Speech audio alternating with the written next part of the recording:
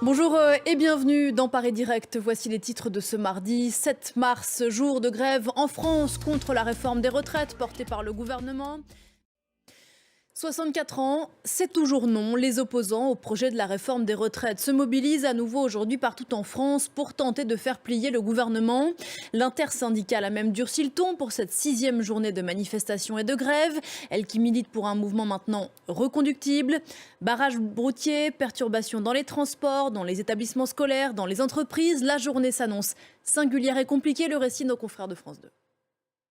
Alors, on va parler de la suite dans un instant. Pour l'instant, aujourd'hui, parmi les secteurs, on l'a dit, les plus impactés par ce mouvement de grève, celui des transports. Sylvain Rousseau est à la gare Saint-Lazare à Paris. Oui, Sylvain le disait à l'instant, si près de 3 Français sur 4 se disent opposés à la réforme, dont le point central, effectivement, fait reculer l'âge de départ légal à la retraite ici en France à 64 ans, le gouvernement fait le dos rond et l'examen du texte se poursuit au Sénat.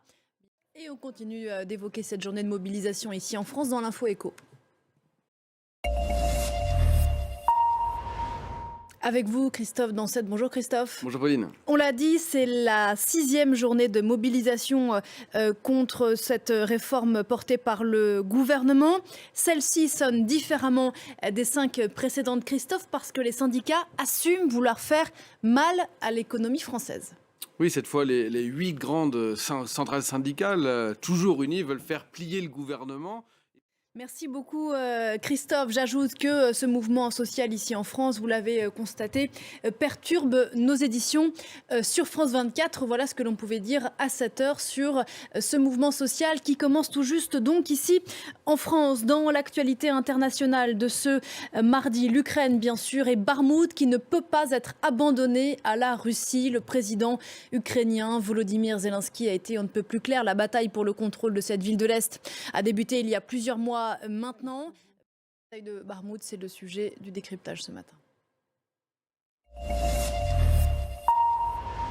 Avec vous, Armelle Charrier. Bonjour Armelle. Bonjour Pauline. Ville symbolique, ville stratégique, Armelle Charrier, que cette ville de Barmout, sur lequel on passe beaucoup de temps ces derniers jours. Où en est-on de l'encerclement de la ville ? Oui, on sait que les Russes veulent prendre en entaille, en fait, en tenaille, la ville de Bakhmout.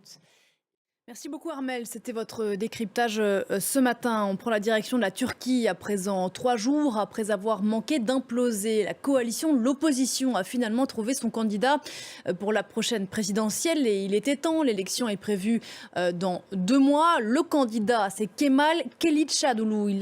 Il veut croire en ses chances de déloger le président Erdogan au pouvoir depuis 20 ans au total. Héloïse Ménin. Pour refermer ce journal, de très belles images. Des hindous qui s'apprêtent à célébrer demain mercredi la fête d'Holi qui marque l'arrivée du printemps et la victoire symbolique du bien contre le mal. Et restez avec nous, l'info continue sur France 24.